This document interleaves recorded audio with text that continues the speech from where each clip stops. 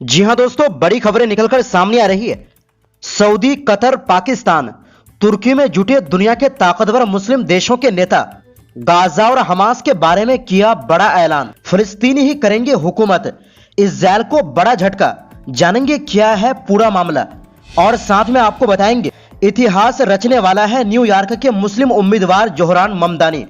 Record तोड़ voting, जानेंगे कौन है आगे और साथ में आपको बताएंगे अमेरिकी रक्षा सचिव हेग सेथ साउथ यात्रा के दौरान नॉर्थ कोरिया के किम जोंग ने दागे रॉकेट, कोरियाई सीमा पर तनाव।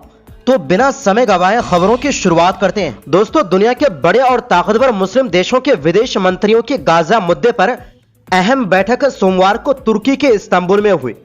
इस बैठक का मकसद था गाजा में सीज फायर के बाद की स्थिति की समीक्षा करना और आगे की राह तय करना। इस बैठक में तुर्की, कतर, सऊदी अरब, यूएई, जॉर्डन, पाकिस्तान और इंडोनेशिया के विदेश मंत्री शामिल हुए। सभी देशों ने गाजा में जारी हमलों और हालात में तेजी से सुधार न होने पर गहरी चिंता जताई।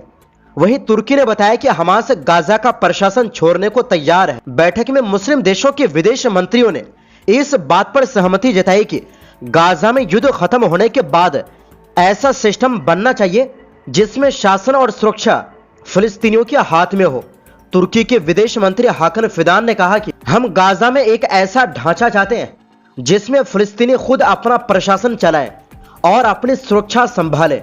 मतलब बाहरी देशों के अधिकारी पर गाजा की कमान नहीं होनी चाहिए। फिलिस्तीनी खुद गाजा का प्रशासन यानी हुकूमत संभालेंगे। उन्होंने ये भी बताया कि गाजा में स्थिरता बनाए रखने के लिए एक टास्क फोर्स तैनात करने का प्रस्ताव है जो सीज फायर की निगरानी करेगी। फिदान ने कहा कि अमेरिका की मध्यस्थता से हुए समझौते के तहत इस टास्क फोर्स को संयुक्त राष्ट्र सुरक्षा परिषद यूएनएससी की मंजूरी मिलनी चाहिए ताकि इसे अंतर्राष्ट्रीय वैधता मिले। इसके बाद देश ये तय करेंगे कि वो अपने सैनिक भेजेंगे या नहीं। तुर्की चाहता है कि ट्रंप की योजना के तहत जो इंटरनेशनल स्टेबलाइजेशन फोर्स बनेगा उसे भी संयुक्त राष्ट्र की मंजूरी के तहत लाया जाए ताकि उसकी वैधता बनी रहे। अमेरिका इस वक्त अरब देशों और अंतर्राष्ट्रीय साझेदारों के साथ मिलकर इस फोर्स की संरचना तय करने पर काम कर रहा है। हालांकि इस्राएल इसका विरोध कर रहा है, लेकिन तुर्की इसमें भूमिका निभाने की उम्मीद रखता है। जबकि इस्राएल का कहना है कि इस फोर्स में तुर्की और कतर जैसे देश शामिल नहीं होना चाहिए। फिदान ने बताया कि जिन देशों से हमने बात की है उनका कहना है कि वो सिर्फ तभी सैनिक भेजेंगे जब उन्हें आईएसएफ के अधिकार और दायरे की जानकारी मिल जाएगी। पाकिस्तान में भी इस प्रस्तावित गाजा फोर्स में सैनिक भेजने के मुद्दे पर उच्च स्तरीय चर्चा चल रही है और जल्द ही इस पर कोई औपचारिक घोषणा होने की उम्मीद है। अधिकांश देश इस बात पर जोर दे रहे हैं कि पहले एक मसौदा तैयार हो, फिर उस पर आम सहमति बनाकर उसे संयुक्त राष्ट्र सुरक्षा परिषद से मंजूरी दिलाई जाए। फिदान ने आगे कहा, हम अब एक बहुत ही अहम मोड़ पर हैं। हम नहीं चाहते कि गाजा में फिर से नरसंहार शुरू हो। उन्होंने बताया कि सातों देशों ने इस बात का समर्थन किया है कि फिलिस्तीनियों को गाजा की सुरक्षा शासन का पूरा कंट्रोल दिया जाए।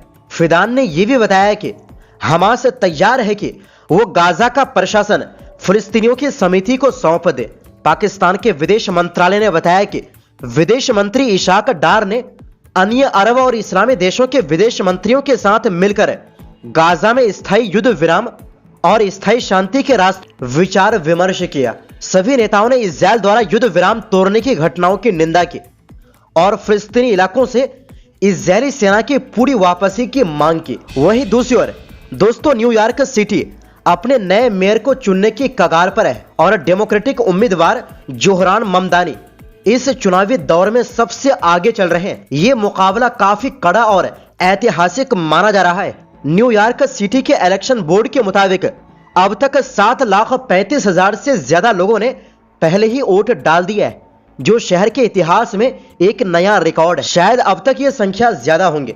ये ज्यादा वोटिंग इस बात का सबूत है कि चुनाव को लेकर लोगों में जबरदस्त दिलचस्पी और जोश है। अगर ममदानी मंगलवार रात जीत जाते हैं तो वो न्यूयॉर्क के पहले मुस्लिम और दक्षिण एशियाई मुल्क के मेयर बनेंगे। साथ ही शहर के पहले खुलकर समाजवादी नेता भी होंगे।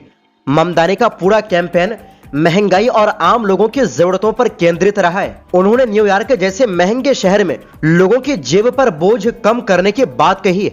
उनका वादा है कि किराए को रोकने यानी फ्रीज करने की नीति लागू की जाएगी ताकि किराएदारों पर दबाव ना बढ़े। बच्चों की मुफ्त देखभाल की सुविधा दी जाएगी। पूरे शहर में मुफ्त बस सेवा शुरू की जाएगी और शहर के भीतर सरकारी किराने की दुकानें खोली जाएंगी ताकि सस्ते दामों पर सामान मिल सके। इन योजनाओं का खर्च ममदानी अमीरों और बड़ी संपत्तियों पर टैक्स बढ़ाकर पूरा करना चाहते हैं। कॉर्पोरेट टैक्स को 11.5% तक बढ़ाने जैसा न्यू जर्सी में है और जो लोग सालाना $10 लाख से ज्यादा कमाते हैं उन पर 2% एक्स्ट्रा इनकम टैक्स लगाने की योजना है। उनके सामने 2 उम्मीदवार हैं।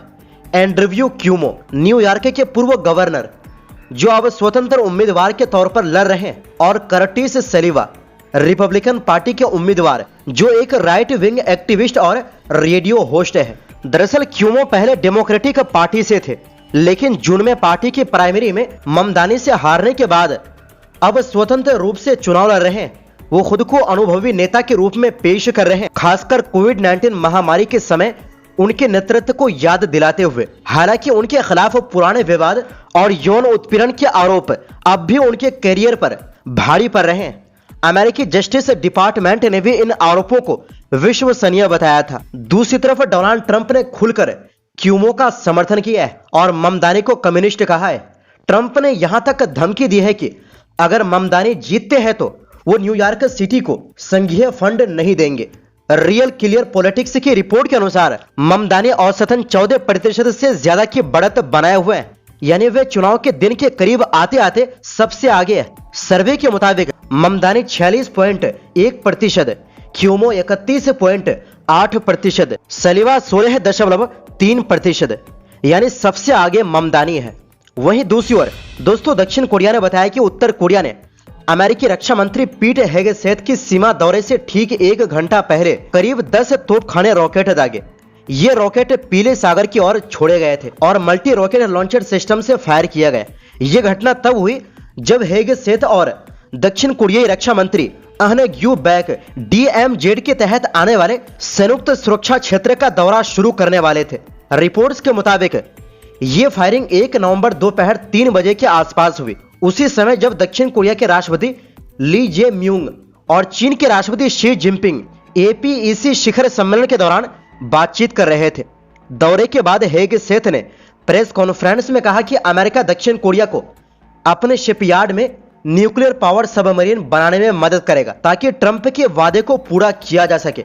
जब उनसे पूछा गया कि क्या दक्षिण कोरिया में तैनात अमेरिकी सैनिकों को ताइवान संकट के दौरान इस्तेमाल किया जा सकता है, तो उन्होंने कहा, हम किसी भी क्षेत्रीय संकट के लिए तैयार हैं, लेकिन हमारा मुख्य ध्यान उत्तर कोरिया को रोकने पर रहेगा। उन्होंने दोहराया कि अमेरिका और दक्षिण कोरिया साथ खड़े हैं और उत्तर कोरिया का खतरा दक्षिण कोरिया के लिए खतरा न बने, ये सुनिश्चित करेंगे। दूसरी ओर ट्रंप ने सोशल मीडिया पर कहा कि उन्होंने दक्षिण कोरिया को फिलाडेल्फिया शिपयार्ड में परमाणु संचालित पनडुब्बियां बनाने की मंजूरी दे दी है, जिसे हनवा ओशन कंपनी संचालित करेगी। ट्रंप ने कहा, अमेरिका दक्षिण कोरिया गठबंधन पहले से कहीं ज्यादा मजबूत है और इसी भरोसे पर मैंने उन्हें परमाणु पनडुब्बी बनाने की इजाजत दी है। तो दोस्तों फिलहाल के लिए इस रिपोर्ट में बस इतना ही, फिर मिलते हैं एक नई रिपोर्ट्स के साथ।